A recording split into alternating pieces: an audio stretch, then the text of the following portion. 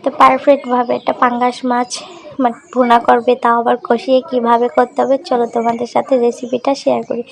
ফার্স্টে আমি 2 টুকরা মাছ নিয়ে নিয়েছি।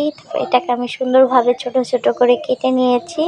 আর আমি এটার ভিতরে বেশ কিছু পেঁয়াজ সুন্দরভাবে নেড়ে চেড়ে দিব। আমার কাঁচামরিচ নেই তাই আমি দিতে পারিনি।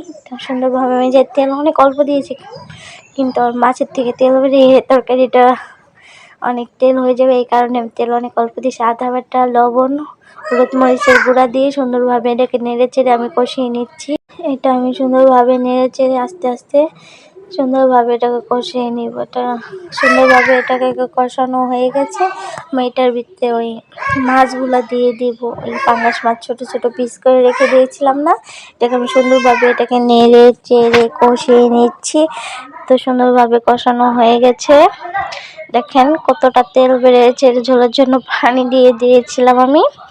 এই তো আমি সুন্দরভাবে ধুয়ে দিব। এটা এখন বলক এসে পড়েছে। এই তো আপনাদের দেখাচ্ছি, তো সামান্য পরিমাণ জিরার ফাঁকি দিয়ে দিয়েছি। এই দেখেন কতটা তেল বেড়েছে, আর খেতে যে মজা হয়েছে খুবই ইয়াম্মি।